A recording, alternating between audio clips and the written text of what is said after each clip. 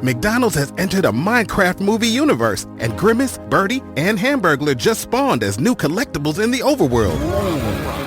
Now for a limited time, you can get one of 6 McDonald's collectibles when you order a Minecraft movie meal. Ooh. With your choice of Big Mac or 10-piece chicken McNuggets with spicy nether flame sauce. Available now in a biome near you. Oh, and at your local McDonald's. I participate in McDonald's for a limited time. A Minecraft movie only in theaters. Mobile phone companies say they offer home internet. But if their internet comes from a cell phone network, you should know. It's just phone internet, not home internet. Keep your home up to speed with Cox. Cox internet is faster and has more reliable download speeds than 5G home internet. Cox is the real home internet you're looking for.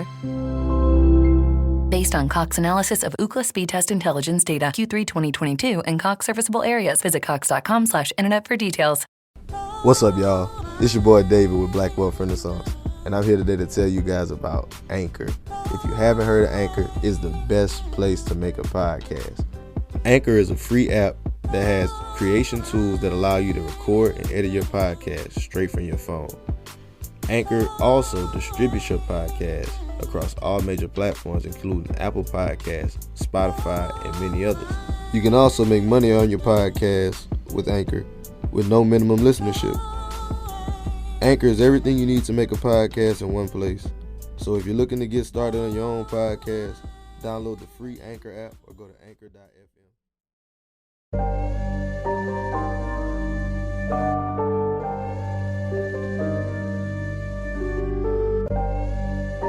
You know the rules of the game. Yeah. You know the rules of the game. I don't care what color. Can you make me 100 million? Let's talk money. Can you make me that? If you can't make me that, I don't want to talk to you. You shouldn't even be at this table. Hey, I got money on my mind. I'm just trying to get some dough. I ain't picking up my line unless it's money on the phone. Gotta get it on the daily. All I want is dubs. You know what I'm on. I've been chasing after paper. All I know is run money marathon. Do 5 years of this and be a millionaire and go on do what I want to do, have kids, go live my chip and joy in the game's life out here in Texas, or struggle for the next few years. The choice is yours. What's up, guys? Welcome to the Black Wealth Renaissance Podcast. Our goal of this podcast is to normalize black wealth and share helpful resources and tips we believe will be useful in attaining and maintaining generational wealth.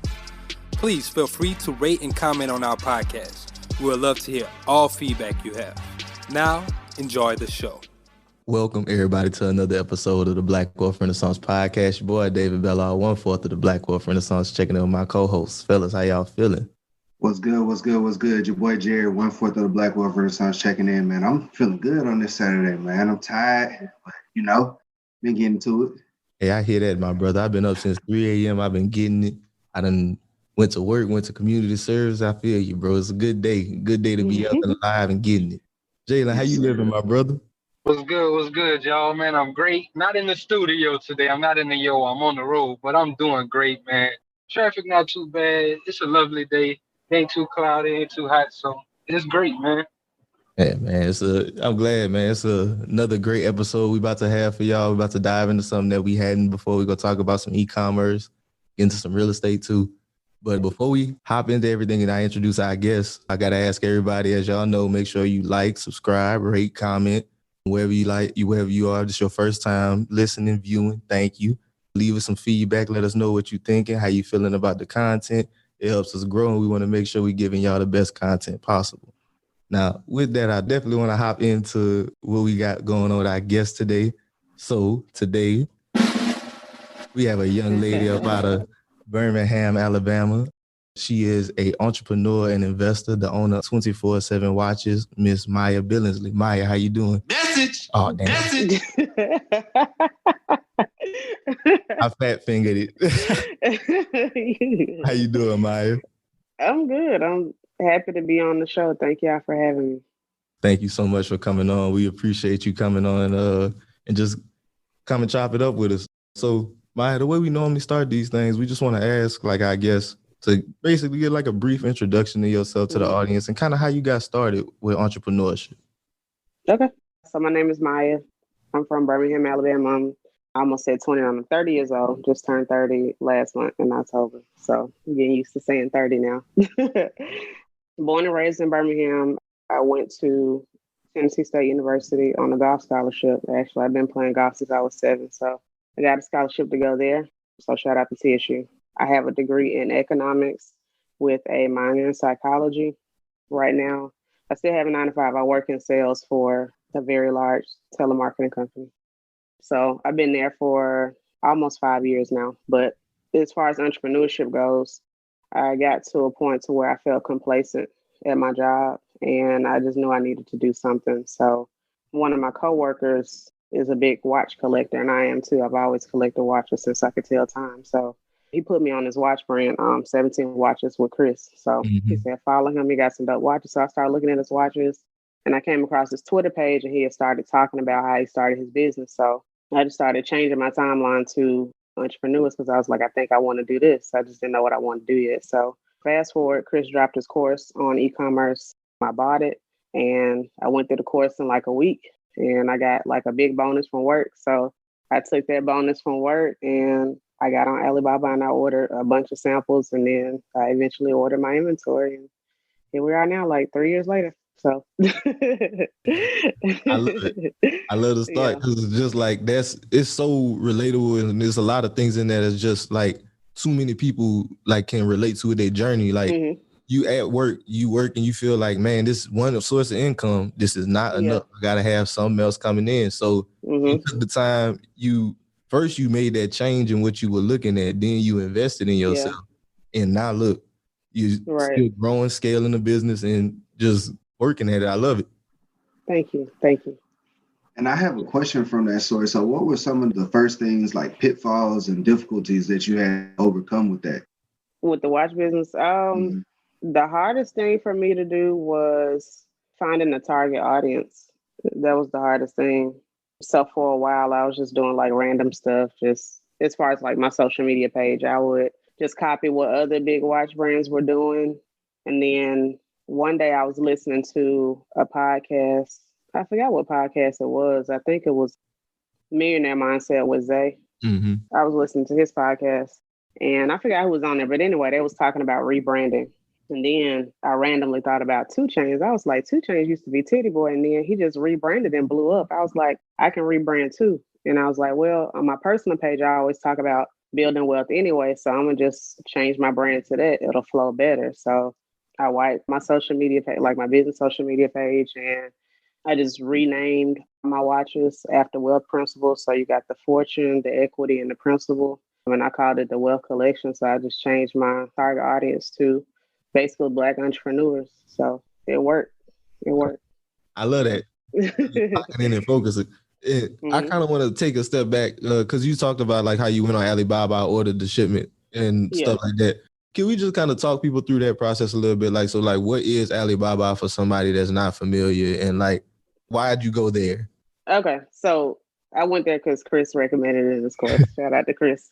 But Alibaba is like, I guess eBay. That's how I was, it's eBay for everything. So you can order whatever you want out there. Like I've seen Yeezys on there, Nike shoes, like anything you can think of, you can order. And that's where all the big brands order from. A lot of them use China to get all this stuff, and then they brand it and they sell it to us for astronomical price. But that's business. But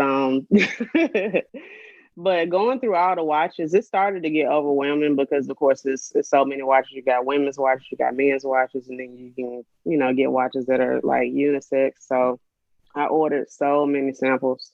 But one shortcut that I found was usually the samples are branded. They just have a random brand on there. So for anybody that's looking to get into a product-based business, if you see a brand on that specific product on Alibaba, you can take the name of that brand and the product and type it in Amazon. Usually it's always on Amazon, and you can look at the reviews. And if the reviews are good, you can go ahead and order a customized sample.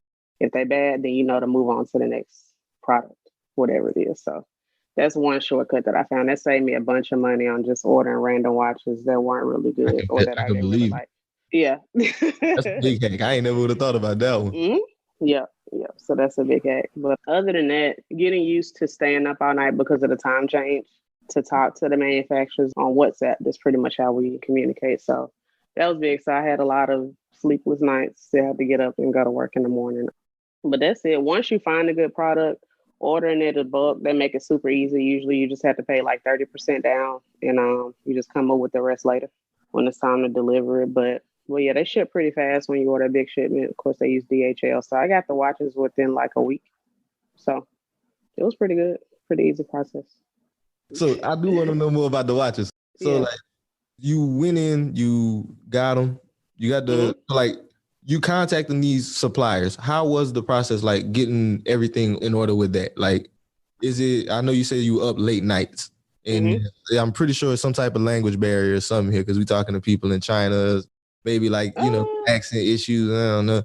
Just what was like that? Like, how does it go setting? McDonald's has entered a Minecraft movie universe, and Grimace, Birdie, and Hamburglar just spawned as new collectibles as part of a Minecraft movie meal with your choice of Big Mac or 10-piece chicken McNuggets with spicy nether flame sauce. Participate in McDonald's for a limited time. A Minecraft movie only in theater. And with it, because I mean, you said they have people who already have brands on these products. Like, you just contact the supplier, send them your logo, and so I contact the supplier. I tell them, hey, 24/7 watches. I'm looking for a quantity of, I just start off small, say 100 watches. I want my logo in the dial of the watch, on the back, and on the buckle. And I send them, the watermark file of my logo. And they pretty much just make it happen. I haven't had to deal with the language barrier. They're actually pretty good with their English, at least typing. I don't know. I never talked to them on the phone, but at least texting, their English is pretty good. So what they'll do, they'll send me pictures of what they will look like. And from there, I can decide if I want to get a custom sample, which I usually do. So I can go ahead and start the photo shoot process. So we get a custom sample and we negotiate the price and they send them. But it's pretty straightforward. Usually it probably takes me about, with a good manufacturer, maybe about 2 weeks just to iron out all the details and get them down to a price that I want, because not only do they supply like the watch, they supply my packaging too. So I have to make sure that they get the logo right on the packaging and everything. But I would say that's the easiest part, talking to the manufacturers. It can be overwhelming if you're dealing with more than one. But that's really the easy part. So what you're doing, Mya, it's white labeling, correct? Yeah. Okay, I have a question. Could you break that down for the listeners? What's white labeling versus drop shipping? Yeah, so with drop shipping, you have a warehouse that just ships your stuff, and you can't put like your personal branding on it at all. And a lot of times their shipping times can be like 10 to 14 days, whereas with me holding my own inventory, I customize all my boxes and everything. I get it out to you within 3 to 5 days. And I say that, but I really deliver it in like 2 days because I use priority shipping. But yeah, so that's basically the process. You customize your shipping and you have full control over when your customers get it. You can keep track of when they receive it. So it just depends on what your preference is between drop shipping and holding all your inventory. I prefer to hold all mine because I have full control and I want to make sure, that my customers get what they want. So that's different. I hope I answered. Yeah, I like that answer too. I like one thing you said in there, where like you'll say you use the priority mail and you'll tell them 3 to 5 days, because that's another thing too. Like that helps your brand whenever it comes to actually holding inventory versus drop shipping. Because like you're saying with drop shipping, you don't have any true control over the means of production or shipping. You don't have anything, but the way you hold your product, you can actually So with that, now that like you got your product, you got your stuff from the people. Like, how'd you get off the product? Because I guess that's everybody big fear about hopping into the game, right? They like, oh man, what if I buy all this stuff and I can't sell it? Yeah. So I marketed on my social media. I played around with Facebook ads. I had some success with it, not a lot. I know how to set up my Facebook ads properly now. I got a course for it, so it's cool. And just promoting on social media, I would post like maybe 3 to 4 times a day. And whoever was like in my niche, like my target audience, I would go and, comment on that picture. So like, for example, I can go to y'all page and look at who commented or who liked y'all's post. So anybody that like y'all platform, they're into entrepreneurship or they're thinking about it. So that fits the people that I'm trying to reach. So I would go and see who like, your post, and I would comment and interact on some of that posts. And most of the time they follow me. I'd say about 80% of those people will follow my page and they'll at least click on my site. Mm-hmm. You know what I'm saying? So, and that's something that you have to keep as well. Like it probably takes, for every 30 people that visit my site, I usually get one sale. So it's important that you pay attention to your shop or whatever platform. I use Shopify. So you want to pay attention to your Shopify numbers like that because you need to know that. You want to get as many people on the site as possible. Exactly. Because it's good that you know that number because it's a numbers game. Like, yeah, that's where you know like how you can scale this, how you can continue to grow, like what you can expect whenever you advertise. Yep, exactly. And I was actually going to ask you that too. Like, how do you track those numbers? How do you keep up with that to figure out for every 30 people that are visiting my site, I get one sale? Yeah, when I was promoting like heavy running Instagram ads and just posting on my own 3 to 4 times a day, I noticed that I would at least get 30 people on 25 to 30 people on the site. And I noticed I would at least get one sale for every, 25 to 30 people on the site. So Shopify does a really good job of showing you those numbers, all the analytics and everything. And I also pay attention to my Instagram analytics as well. It'll tell me my audience likes when I post like tips on time management or tips on anything, tips on how to build wealth, or they like when I post videos. It could be a clip of a podcast, or I'm a huge Dame Dash fan, so I might post a clip for him, things like that. So just paying attention to what your audience likes and just delivering that to them over and over again. And with e-com or with sales, period, it's really a long game because, how many times do we, look for something online and we might add it to the cart, but we don't check out, you know what I'm saying? And then they'll send an email saying, hey, you forgot this. So it's really the long game. It might take somebody 2 weeks to buy from you, 30 days, 60 days. It just depends, but you got to keep, putting your brand in their face, basically. So definitely a long game. Yeah. Definitely. Like, gotta make sure you putting it in their face so you can create that customer lifetime value. I know that's something we've been learning a lot about with BWR, just like really work on that part of it. So like, can you talk to that part about the business? Like, how are you creating, those customers that come back? Customers that come back? I think like the abandoned cart customers, like, you know what I mean? Like the people that'll be like, oh man, like I got it, but I left it and I just forgot about it. Yeah, so I have it automated through my website to where it'll send you an email like, hey, you forgot this in the cart. And sometimes it works, sometimes it doesn't. Typically, the method that I like to use really on Instagram is I interact with my followers. So if I see something that they post on their page that matches my brand, I might share it to my story, or I might send them a DM and just build that personal relationship. It's not me asking for a sale or anything. I'm just interacting with you. I might like your shoes. I'm like, hey, those are some dope shoes. Where did you get those from? Just showing them that I'm a real person, behind the brand. And I'm not just trying to like get your money, even though I am, but you get what I'm saying. Yeah.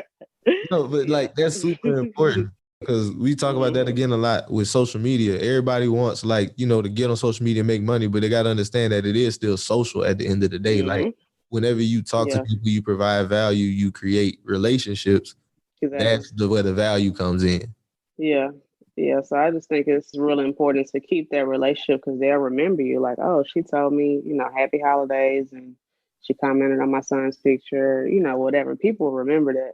Yeah, because the big brands, they're too big to do that. So we got to set ourselves apart as smaller brands. Message. I ain't fat fingered that time.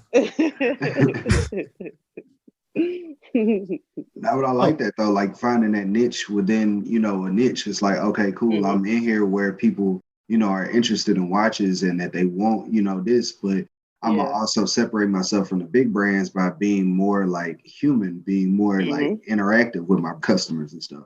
So that's really cool. Thank you. So Mya, I'm trying to think about something else with this e-commerce thing. Like, so with your store, you figured out the formula, like, okay, this is how many people I need to get a sale. Like, did you, after figuring that out, like, what was your game plan, like, for somebody who trying to make a sale? Like what was your like game plan? Like, how did you set it up? Like, okay, this is what I'm going to do to make these sales like with these channels. Honestly, I really didn't have a plan. That's something I need to work on. I need to work on being a better planner. As an entrepreneur, you have to plan, like, and you have to plan for the unplanned. But I was really just trying stuff. I was like, I'm gonna just try to post 4 times a day, interact with at least maybe comment on at least 25 pages within my niche, and I'm gonna see what happens. And that was the result. I can consistently get, 30 people to my site if I post 3 to 4 times a day and get at least 25 comments on people's pages. So that's the formula. That's it. You just keep doing it and try to double it. It can be a lot creating all the content and posting it. Even if you use a scheduling app, it can get overwhelming if you're doing it by yourself. But if you can outsource that, I would say definitely do it so they can double your numbers. So, just try to get it to like 60. And with those 60, you might get 2 or 3 people to buy something, but I was just trying random stuff. And I just figured out what worked for me and just kept on doing it. That was it. I didn't plan it at all. Through that process, were you kind of playing with the prices of your product? How did you know that you priced your product at a good price point? I priced my product based on one of the other brands that I used to shop with frequently. And I think the price point is good for where my watches are right now. So I just based it off that, and it worked. Every now and then I will run, like a $50 sale. I would get a lot of sales off on that. So of course people like the flash sales, but and also for the quality of the watch, because you can spend really whatever you want on a watch. So for mine to be priced lower and the value that I bring, I think that set mine apart. So like if you order a watch from me, I remove the links for you. So like as soon as you place the order, I'm going to text you for your wrist measurements. Or if you don't have like a tape measure, I can really tell, like if I look at a picture of your wrist, I know how many links I need to remove or if I, have to remove any at all. So I think that type of value will make somebody want to order more. And it's like, oh, they only charging this. I'm definitely going to order and they're going to come back. Or they might order 2 or 3 watches at a time, because I provide all that value. And I'm going to get it to you in like 2 days. So yeah. Key. Provide value. Looking to serve. Yeah. I don't think any other watch company was doing that, removing the links. I was like, yeah, I know nobody doing this, so I'm gonna start doing it. Differentiation for sure, yeah. Because I don't know nobody that. So like, do you let them send it back too, or like they're just like beforehand? You always just do it. Yeah, beforehand. Yeah. So like, if you order a watch from me, I'll see the order and I text you, thank you for supporting the business. And I ask you for a picture of your wrist or the measurements. Most people just do the picture. So I can tell by looking at your wrist whether or not I have to remove links or how many links I need to remove. And I just remove it and I send it to you the next day. Yeah. Really but if somebody needs to send it back, they can. Thank you. Yeah, YouTube, man, like it's really easy. And I used to work at Macy's part-time, like in undergrad. And so I used to work, they called it like the fashion jewelry section with all the watches. So they actually taught me how to remove links anyway. So I knew how to do it already. It's a little different dealing with wood watches, but it's kind of the same process. So it's super easy. It's not hard at all. Because I know a lot of people don't wear their watches for a long time because they don't feel like going to get the links removed. They don't know where to go. Like I used to go to the mall and get mine removed all the time for like $10, but I just bought the kit for $10 and now, it's easy. But yeah, I wanted my customers to be able to put on their watch as soon as they get it. I didn't want them to have to wait to get the links removed. Like you said, added value. I love it. So Mya, I do kind of want to hop into the other part of the things you were telling us before. Like before we got on, we were just talking. You told us that you just recently got into your first mobile home investment. Our brother Jared also he got his first mobile home flip going on. Oh, cool. First off, congratulations. Thank you. We love to hear. We love to see new investments. So can we talk to the people about your journey with this? Like how was the journey of finding it, all that? Yeah. So the journey of finding it wasn't that hard. I do have a business partner. Shout out to Jonathan. So he actually found the home and I went out and looked at it and we decided to go ahead and get it. It was on a wholesale deal. But what got me into mobile home investing, I think I ended up following so many pages on Instagram. But anyway, I stumbled across Mobile Home Elite Investors, Byron and Sharnese, shout out to them. So I stumbled across their page and I just started following them and going to their free webinars on Wednesdays. And then I found this, I was like, you know what, I'm gonna go ahead and do it. I like the returns that they're seeing on their investments, and I grew up around real estate anyway.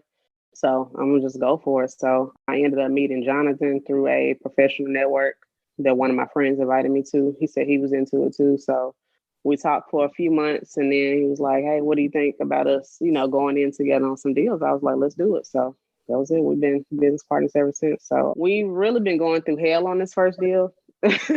We've had this home since July. And at first we were just gonna just sell it as is because we was getting a lot of inquiries on it. But we had so many deals to fall through on it because of, you know, a million reasons. So then we decided to fix it up. So we put new floors in, new paint, just fix some knick-knack stuff in there. And it turns out the floors actually ended up bubbling because the subfloor was bad, which we kind of knew. But if we had replaced the subfloor, we would have been in the hole. We wouldn't have been able to get that money back. So we just had to do what we had to do. But anyway, we got somebody willing to just move into it because they're in a bad situation right now. So they just need somewhere to stay. So we'll be closing on that on Monday. So they're going to do a rent to own. They should be done paying for it in like a year and a half. So excited about that. So finding a mobile home is easy, but we just made a lot of mistakes. Even though we went through the course, it's so different once you get out there and you start doing it, you get excited and you forget certain things. But I would say one thing where I messed up at, we should have had the home inspected before we bought it. That was the biggest mistake. If we would have done that, we probably would have passed on the home, honestly. We would have got something else, especially for a first deal.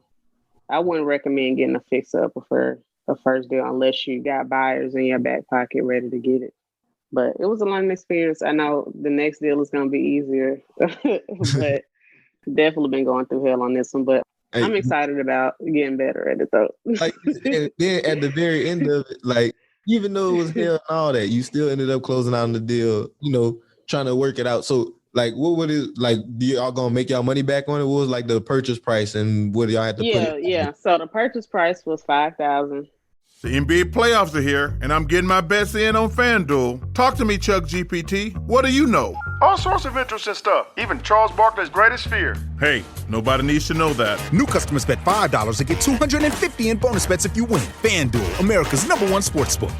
21 plus and present in Virginia. Must be first online real money wager. $5 deposit required. Bonus issued is non-withdrawable bonus bets that expires 7 days after receipt. Restrictions apply. See full terms at fanduel.com/sportsbook. Gambling problem? Call 1-800-GAMBLER.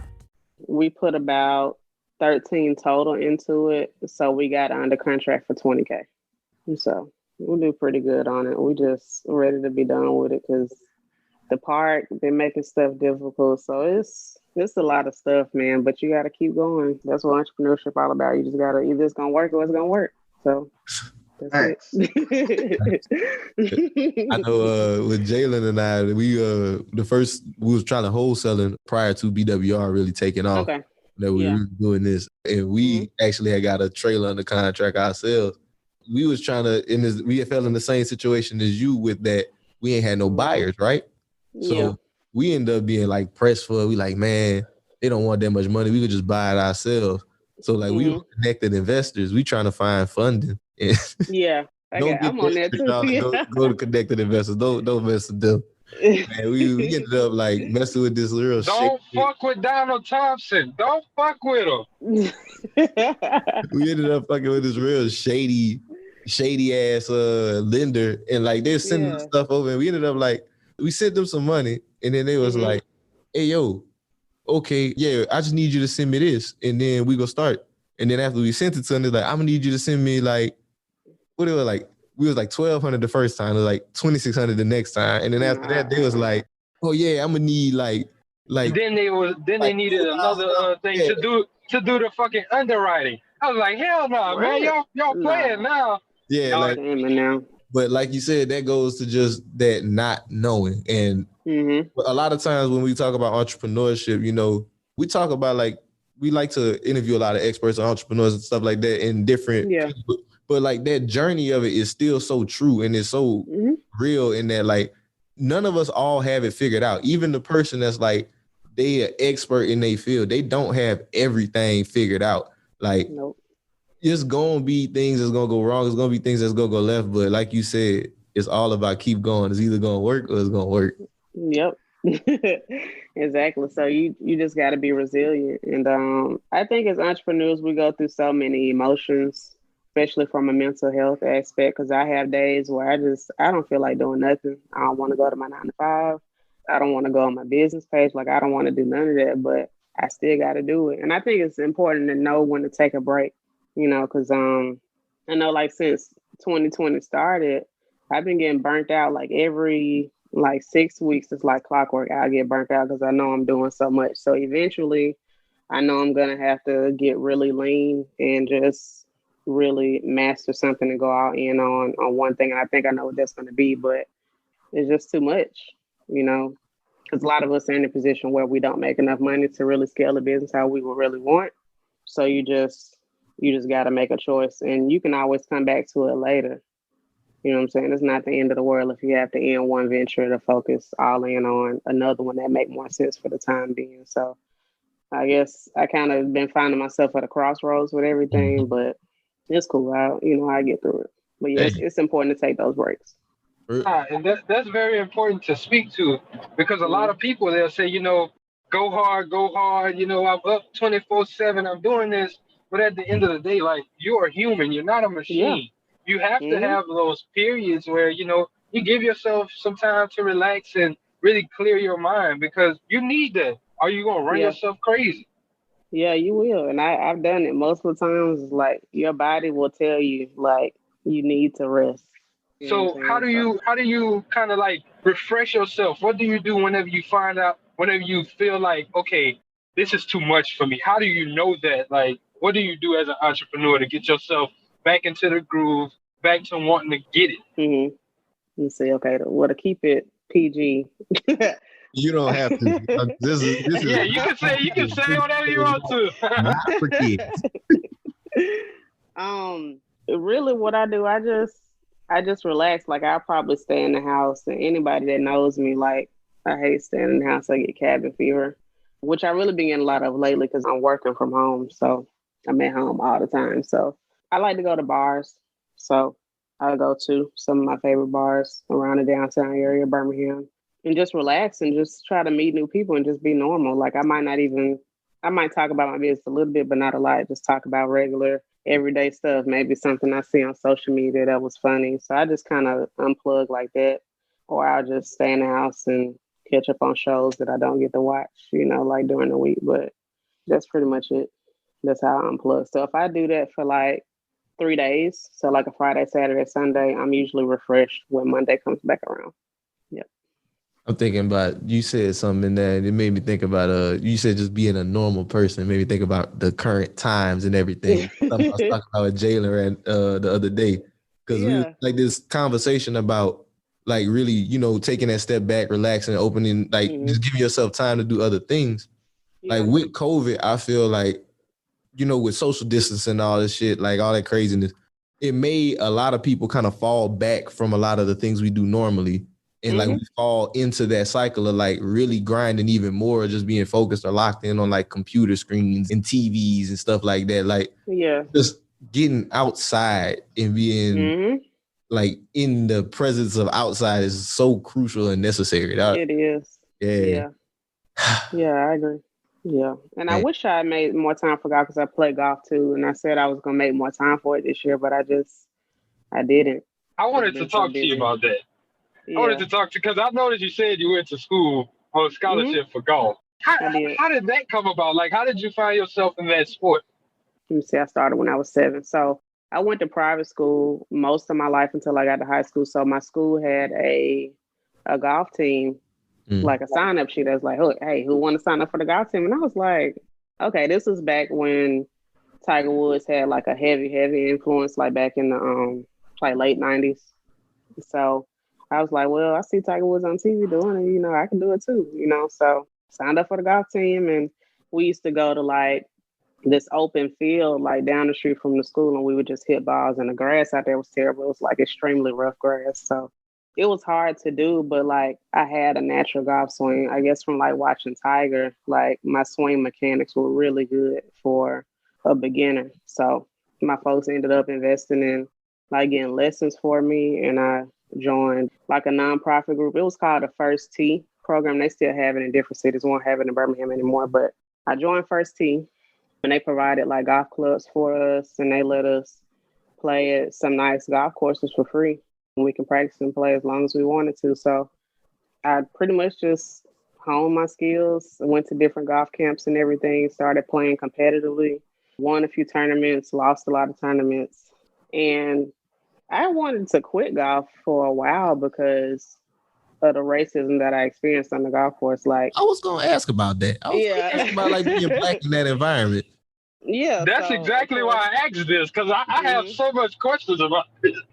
Yeah, well, I don't know if black men get it a lot because there are a lot of black men that play golf, but it's rare that you see black women playing golf. To be honest, I don't see many black people playing golf. Like, you don't? I do more so now. Really? I think it's a thing. I see a lot of young black professionals trying to take up the game now. Of course, there's still more white people that play, but and that's just by design, man. They priced us out the game. Like, golf is extremely, extremely expensive. I don't even know how my folks made it happen. But like clubs, like the clubs that I got, and I need some new clubs. Those clubs that I got in the back cost $1,600. And and that's an old set, and I need a new one. So like if I go out and buy a new one now, I'm probably gonna spend, like, for the driver and the putter that I really want all together and iron set, I'll probably spend maybe $2,500. You know what I'm saying? God, but a lot of black families don't have that. I know. No. A lot of black families don't have it. So they price us out the game on purpose, you know what I'm saying? So just growing up, when I would go to different like country clubs especially, I would always get that look like, what are you doing here? It would make me feel very, very uncomfortable, and it would mess with my confidence too. So it's like, man, like maybe I should just stop playing and just play something else, or just not do any sports at all, So you just feel the energy that they really don't want you there. And so what kept you going whenever you was feeling like that? Kept you going enough to where you was able to get a scholarship from this? Well, for one, I thought about all the sacrifices that my folks made to make sure that I still played golf. So I was like, okay, I got to keep going. I can't let them down. And once I started like working my first job, I was spending my own money on it. So I was like, I'm going to keep going. And I actually enjoy playing golf because it's different. It's not like competitive a team sport. We don't have, it's just you playing against the course. You don't have no referee out there. So it makes you hold yourself accountable. It teaches you patience. And it taught me that you have to get over stuff quickly, because I used to have this thing where if I had a bad shot, it would affect my whole round. And you can't let it do that. If you hit a bad shot, you just got to let it go and you got to move on to the next shot. So it taught me perseverance, you know what I'm saying, playing the game of golf. And everything it's not going to go your way.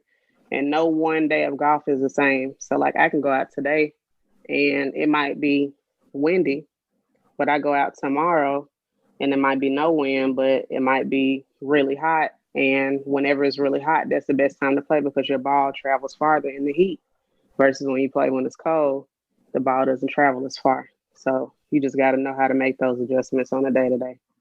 But that's really what kept me going, and realizing that it would be easier for me to get a scholarship playing golf because black girls don't play golf. So like I can easily get a scholarship, you know what I'm saying? So I think my mom reached out to TSU, and the coach at the time came down to see me in Birmingham. It was cold too. It was like 30 degrees that day. He came down to see me, and I went to the driving range and I hit a couple shots for him. And he was like, he liked what he saw. And then I got an offer letter like 2 weeks later, and I did my 4 years at TSU. That was it. What's up? Yeah. And I played through high school too. Like my high school didn't even have a women's golf team, so I had to play with the guys. So that was different. That was different. I think it made me better though, because I couldn't play from the women's tees. I had to play farther back. We call it in golf, we call it from the tips. So that's from the tee that's farthest away from the hole. So that made me a lot better, not having that advantage of playing from the ladies' tees. So it made me better.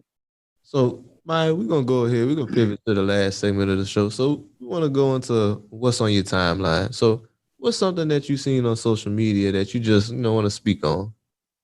The Gucci and Jeezy battle. The verses. Let's go. Big moment for the culture. Right. So that's been all up and down my timeline. Like, okay, so for the people that don't know, Gucci is originally from Bessemer, Alabama, which is a city right outside of Birmingham. Now, he doesn't claim he doesn't claim Birmingham or Bessemer.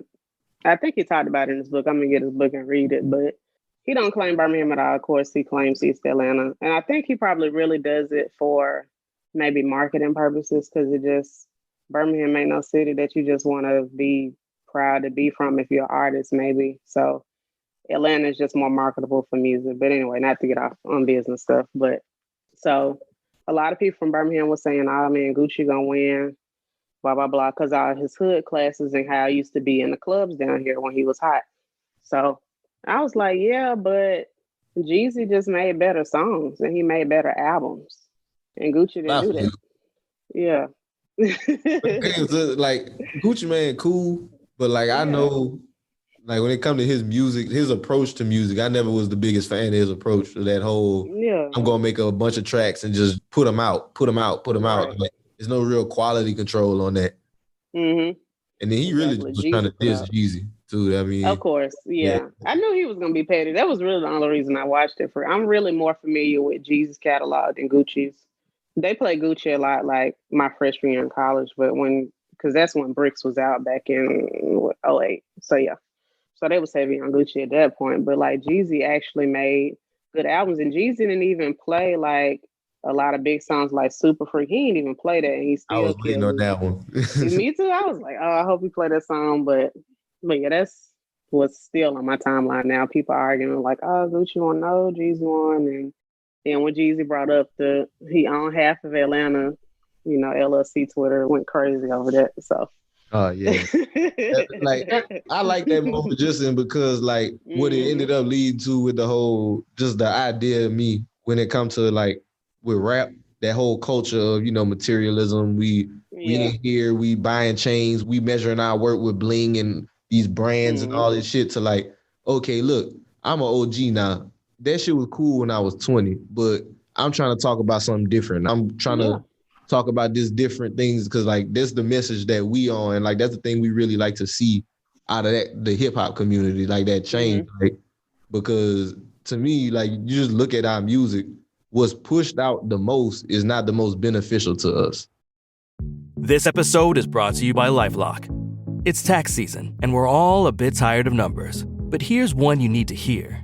$16.5 billion. That's how much the IRS flagged for possible identity fraud last year. Now here's a good number. 100 million. That's how many data points LifeLock monitors every second. If your identity is stolen, they'll fix it. Guaranteed. Save up to 40% your first year at LifeLock.com/podcast. Terms apply. Exactly. Not at all. And that's on purpose too. We all know that, so I appreciate the rappers that do talk about building wealth, like, rest in peace Nipsey Hussle, other rappers like Rick Ross that talk about stuff. And Jay-Z, he gave out plenty of free game, you know what I'm saying? Well, $9.99 game on 444. So yeah, we got those rappers out there to talk about it. Yeah. Hey man, I thought that was a good battle. But only because of the fact that I don't know. Overall, in like a general sense, because I'm here with Black Wealth Renaissance, I do agree. You know what I'm saying? I'm happy to see, Jeezy has elevated and matured. But at the same time, I do just want to put out there backstory. I could definitely understand Gucci being petty, considering the fact that Jeezy tried to get him killed, allegedly. So, with that being said, I can understand the petty. Yeah. Oh yeah, I definitely expect him to do that. Yeah. I heard so many songs that I had never heard before. That was this is to Jeezy. I was unaware of this beef, but hey. Yeah, see, they played it all in Birmingham. Like all his beef records, that was big here. Like that's all they played back when it was, a thing. So yeah. So you heard the Truth record for the first time? I was hearing all that for the first time. That was your first time hearing it? Wow. Yeah, man. Yeah. You calling him Lil Jeezy and all this shit. I ain't never heard none of that shit. Yeah. Yep. Yeah, man. That whole thing, put your partner in the... Oh, man. That was some crazy shit, man. That was some crazy shit. But, so I want to say thank you so much for coming on to the podcast with us. This has definitely been a great conversation. Real good things we talked about it here. So can you please plug the people in, like where they can find you on social media and like just all your stuff, like where they could buy 24/7 watches if they want to learn anything from you. Just, yeah. Okay. So my business Instagram is 24/7 Watches. So it's TWENTY and then 47 Watches. It's also my website, 24watches.com. You can find me on Instagram and Facebook. For my personal page, it's at Bite Size Mya on Twitter and Instagram. Mya is spelled MYA, so Bite Size Mya on Twitter and Instagram. Most of my content is talking about ways to make money. Every now and then I talk about music, things like that. But yeah, that's pretty much it. That's where you can find me. Any watch that you order from me, I remove the links for you. I get it to you within 2 days at least. And that's it. I appreciate y'all for having me on. We appreciate you for coming on. This has been great. So everybody, before we wrap this thing up, we're going to hop into a couple housekeeping items. As always, thank you guys for listening to the podcast. We genuinely appreciate and love y'all for the support. Y'all make sure y'all tap in and let us know how y'all feeling. Also, Jared, can you let the people know about Credit Fundamentals? Man, please, can y'all go check out our new course, Credit Fundamentals 101. Put a lot of effort into it. It's just going through all the basics of credit, your fundamentals. How do you find your score? How do you figure out how it works? How do you get it better? How do you dispute things? It's just a ton of information and a ton of value in there. Y'all go check it out. The link is going to be in the description. And we got it also on the Instagram as well as the Facebook and everywhere else. Just go check that out if you have any issues with your credit. If you don't have above a 700 score, I need you in that ASAP. Right now. Yes, indeed. Y'all, so like we said, we love y'all. Jayla, you got anything? Nope. Driver man. All right. Hold on. Wait. Oh, I gotta get my people that shout. Dang. Hold on. Almost forgot. You almost left my people out. Hold on. I need to give a big shout out to Jab HK. This is why I listen to you guys. Episode 3 was, dare I say, the best one yet. Thank you for hard work that you put into each and every episode. Keep going hard. And the last review we got, Miss Alley 29. I came across your podcast one day just looking for something different and a growth in my mindset and generational wealth. Y'all keep doing your thing. I love it. She's from Atlanta, Georgia area. So we need to give a shout out to everybody commenting on the podcast. Subscribe. Thank y'all. Yes, indeed. Like as always, we love y'all. Y'all do that. Well, with that said, y'all, this is David, Black Wealth Renaissance, signing out. Peace. I got money on my mind. I'm just trying to get some dough. I ain't picking up my line unless it's money on the phone. Gotta get it on the daily. All I want is dubs. You know what I'm on. I've been chasing after paper. All I know is run money marathon.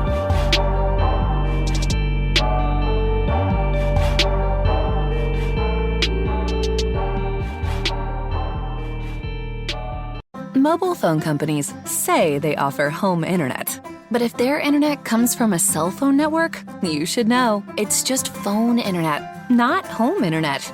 Keep your home up to speed with Cox. Cox internet is faster and has more reliable download speeds than 5G home internet.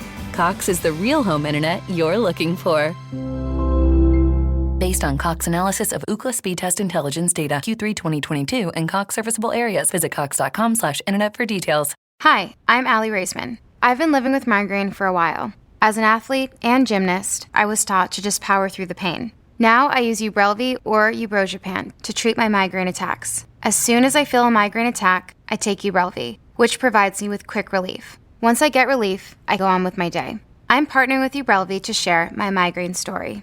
Ubrelvy quickly stops migraine in its tracks within 2 hours without worrying where you are. Most people had quick pain relief within 2 hours. Ubrelvy treats migraine attacks in adults and is not for prevention. It's available by prescription only. Do not take Ubrelvy with strong CYP3A4 inhibitors. Tell your healthcare provider about all the medicines you take. Most common side effects are nausea and tiredness. My hope is that by sharing my migraine story and the relief I get from Ubrelvy, it can help someone else. Ask your doctor about Ubrelvy, the anytime, anywhere migraine medicine. Learn more at ubrelvy.com or call 844-4-UBRELVY. Sponsored by AbbVie. McDonald's has entered a Minecraft movie universe, and Grimace, Birdie, and Hamburglar just spawned as new collectibles as part of a Minecraft movie meal with your choice of Big Mac or 10-piece chicken McNuggets with spicy nether flame sauce. Participate in McDonald's for a limited time. A Minecraft movie only in theaters.